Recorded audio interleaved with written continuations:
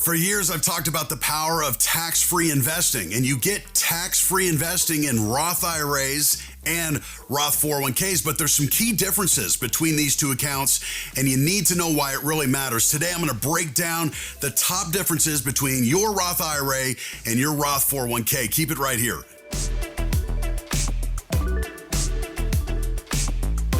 Good day, everybody. Chris Heerlein here of REAP Financial, host of Retire Ready TV on KXAN, and host of Wealth Radio every Saturday, 11 a.m. on News Radio KLBJ. If you like our content, be sure and hit the subscribe button down below. I drop new content here every Wednesday.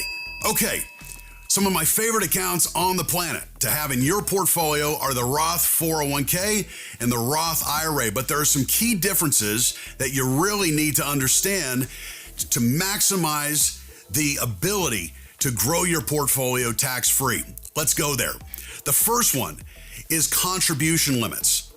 Obviously, you have to have earned income to contribute to an IRA and contribute to a 401k. So that's the first criteria. But there's big differences in how much you can put into these accounts on an annual basis. For those of you that are under 50, in a Roth IRA, you can do $7,000 here in 2024. If you have a Roth 401k option, you can do up to $23,000. It's a big difference. Now, if you're over 50, you have a Roth IRA, you can do $8,000. So that's a nice catch-up contribution, they call it. And if you are over 50 and you have a Roth 401k, you can do up to $30,500. That includes the catch-up provision. Now, if you have Roth IRAs and Roth 401ks, people often ask, can I put money in both? And the answer for most of you is yes.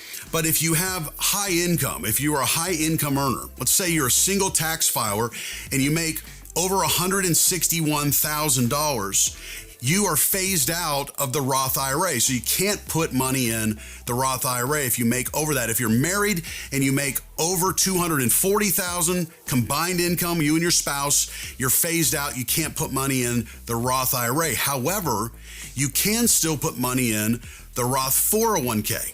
There's no income limits when it comes to the Roth 401k. Now, if you're under those, like I said, you can do both. You can also check out our YouTube channel where I talk a lot about how you can do what's called a backdoor Roth IRA conversion. So if you're over those income limits, there's a strategy to still get money in the Roth year over year. You'll want to consult with a CPA on that, but I do dive into that on our channel. You can go grab that video there. Now, another thing that is different between the IRAs and 401ks is your 401k, whether it's Roth or not, is typically only going to be able to be invested, I should say, in the mutual funds that the plan provider is offering. So generally what we see is the larger the employer, the larger the corporation, in many cases, the more options you have.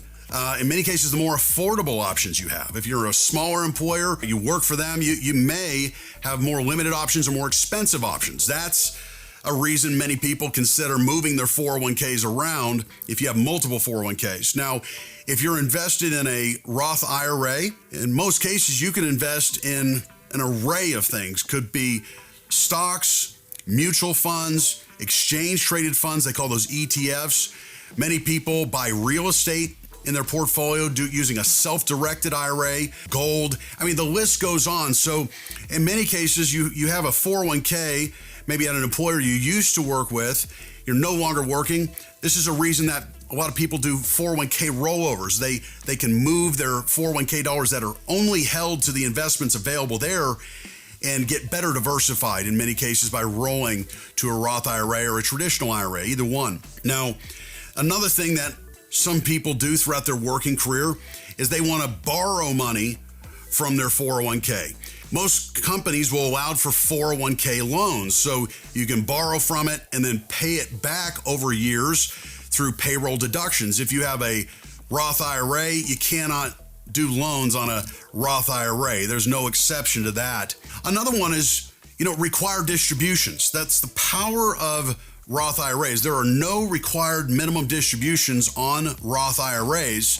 Now, prior to 2024, if you were of RMD age, you were forced to take required minimum distributions on your Roth 401ks. But good news is, Under some legislation that's passed here in 2024, you no longer are subject to required minimum distribution on your Roth 401ks. So both of those are now RMD free.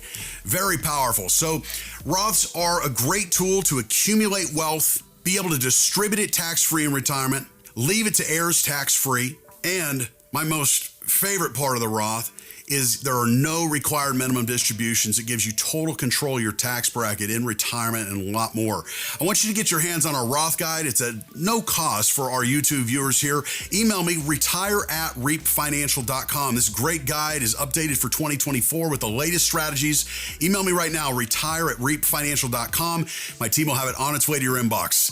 Be sure and subscribe to our channel down below. I drop new content every Wednesday. Until we see you again, all the best.